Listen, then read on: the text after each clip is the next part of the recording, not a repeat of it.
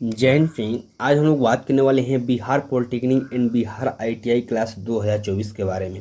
जैसा कि आप जानते हैं कि बिहार आईटीआई और बिहार पॉलिटेक्निक का एडमिट कार्ड जारी हो गया है, आपने अपना चेक भी कर लिया होगा। और आज की इस वीडियो के माध्यम से लाइव क्लास देखने वाले हैं बिहार आईटीआई और बिहार पॉलिटेक्निक के लिए। अगर आप भी अपना एग्जाम देने वाले हैं तो आपके लिए ये वीडियो बहुत ही इंपॉर्टेंट हो जाएंगे, क्योंकि हम लोग इंपॉर्टेंट क्वेश्चन देखने वाले हैं। सबसे पहले आप इस वीडियो को दोस्तों के साथ ज़्यादा शेयर कर दीजिएगा, ताकि सभी कैंडिडेट के पास इस वीडियो के माध्यम से सही जानकारी मिल पाए। इसके अलावा अगर अभी तक आप इस चैनल को सब्सक्राइब नहीं किए हैं तो चैनल को सब्सक्राइब करके हमारे साथ जुड़ जाइए, क्योंकि यहाँ बिहार पॉलिटेक्निक या फिर बिहार आईटीआई से संबंधित पर्पल की अपडेट सबसे पहले दी जाती है। सो फ्रेंड, यहाँ से देख सकते हैं मैंने इस क्वेश्चन के पीडीएफ को ओपन कर रखा है। तो चलिए हम एक एक करके सारे क्वेश्चन को डिटेल में समझते हैं। पहला क्वेश्चन यहाँ पर देखिए मेंशन किया गया, सोडियम हाइड्रोक्साइड का उपयोग नहीं किया जाता है। यानी कि आपको नीचे 4 ऑप्शन दिए गए और बताना है कि सोडियम हाइड्रोक्साइड का जो उपयोग है कहाँ पर नहीं किया जाता है। सबसे पहले तो आपको सोडियम हाइड्रोक्साइड का सूत्र मालूम होना चाहिए, क्योंकि कभी कभी डायरेक्ट क्वेश्चन ये भी पूछा जाता है। तो सोडियम हाइड्रोक्साइड का जो सूत्र होता है ये होता है NaOH। ठीक है, आप सभी कैंडिडेट को इतना मालूम होना चाहिए। अब यहाँ पूछा गया कि किसमें उपयोग नहीं किया जाता है। ऑप्शन देखिए मेंशन किया गया, साबुन बनाने में, समाचार पत्र बनाने में, धातु का क्षय होने में, या फिर अचार बनाने में। इसका जो राइट आंसर हो जाएगा वो डी हो जाएगा। अचार बनाने में सोडियम हाइड्रोक्साइड का उपयोग नहीं किया जाता है, यानी कि यहाँ से डी ऑप्शन बिल्कुल राइट आंसर हो जाएंगे। अगला क्वेश्चन देखिए मेंशन किया गया, बनारस हिंदू विश्वविद्यालय की स्थापना किसने की थी। यानी कि BHU, आपने जरूर सुना होगा BHU। ठीक है, जो कि बनारस यानी कि वाराणसी में स्थित है। आपको पूछा गया है कि बनारस हिंदू विश्वविद्यालय की स्थापना किसने किया था, ये आपको बताना है।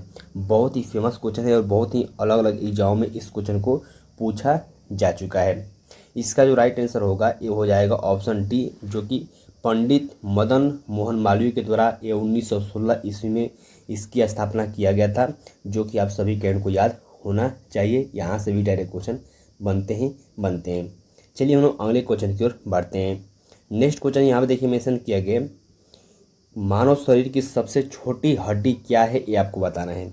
तो आपको ये जानकारी होना चाहिए। बहुत ही इजी क्वेश्चन है और बहुत अलग अलग एग्जाम में इस क्वेश्चन को पूछा जा चुका है। मानव शरीर की जो सबसे छोटी हड्डी है उसे हम लोग कान की हड्डी कहते हैं, या फिर अस्टेपिस हड्डी कहते हैं, जो कि यहाँ से डी ऑप्शन बिल्कुल राइट आंसर हो जाएंगे।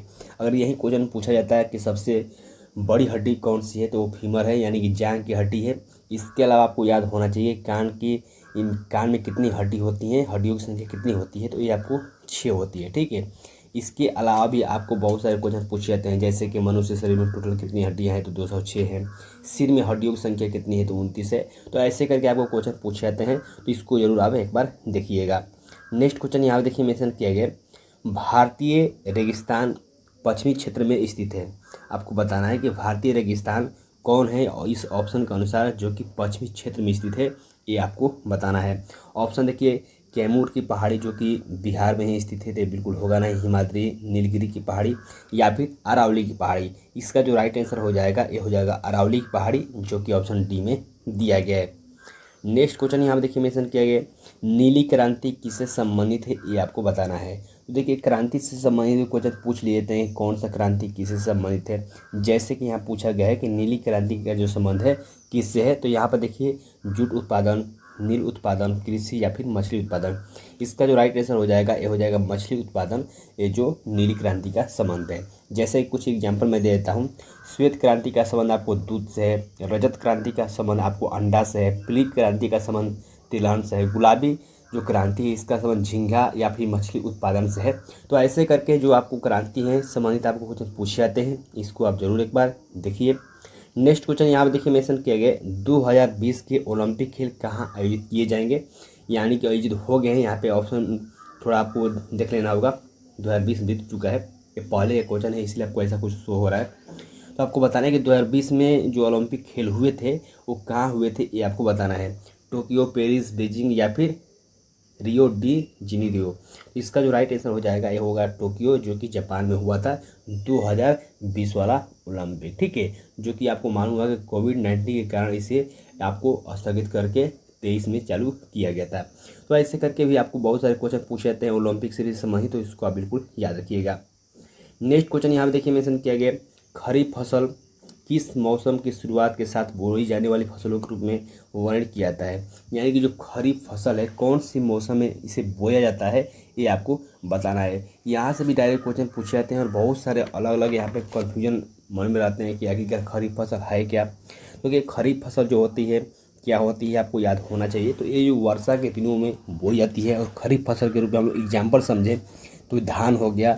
जो धान एग्जाम्पल बहुत ही सही है हमारे बिहार में और अदर स्टेट में भी। तो आपको याद होना चाहिए खरीफ जो फसल है वर्षा के दिनों में बोई जाती है, ठीक है। इसके अलावा जो रबी फसल होती हैं, रबी फसल कौन सी होती हैं तो आपको मालूम होगा ये अक्टूबर नवंबर में बोई जाती हैं और मार्च अप्रैल में काटी जाती हैं। जैसे कि गेहूँ, चना, मटर हो गया, ये सब रबी फसल के अंतर्गत आती है।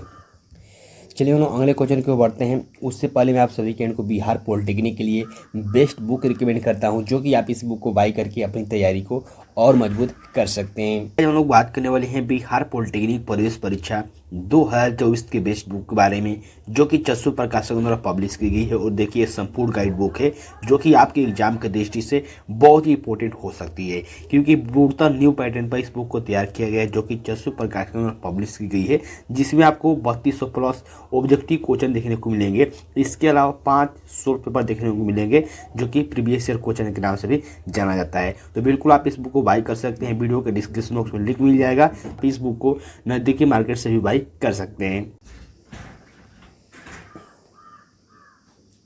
अगला क्वेश्चन यहाँ पर देखिए मेंशन किया गया, भारत और श्रीलंका को किस स्टेट द्वारा विभाजित किया गया है ये आपको बताना है।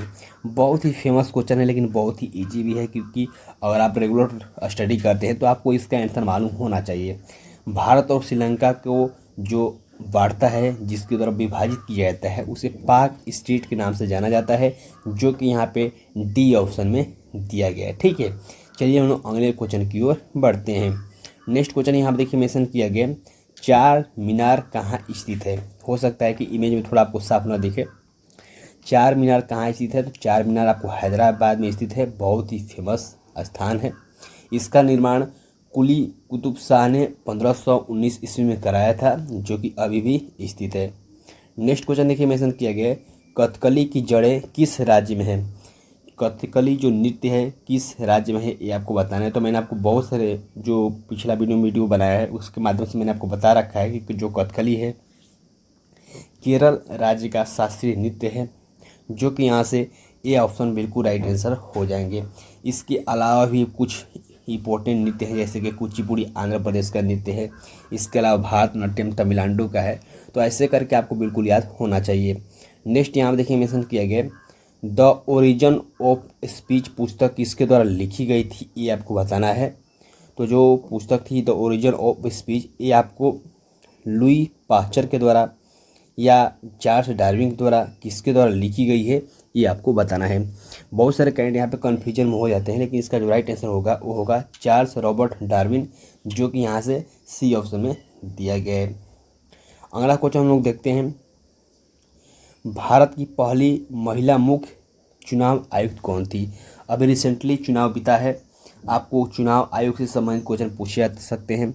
तो भारत की पहली महिला चुनाव आयुक्त जो थी वो कौन थी, प्रतिभा देवी, रमा देवी, मीरा कुमार या फिर निर्मला सीतारमण। इसका जो राइट आंसर होगा वो हो जाएगा रमा देवी, जो कि यहाँ से सी ऑप्शन में दिया गया है। नेक्स्ट क्वेश्चन को लोग बढ़ते हैं। नेक्स्ट यही क्वेश्चन लास्ट था। आप वीडियो के नीचे कमेंट करके फटाफट अपना स्कोर जरूर मेंशन कीजिए कि आपने कितने क्वेश्चन का राइट आंसर दिया। किसी भी क्वेश्चन में कोई डाउट आता है तो वीडियो के नीचे कमेंट करके आप पूछ सकते हैं। तब तक के लिए बाय फ्रेंड, जय हिंद।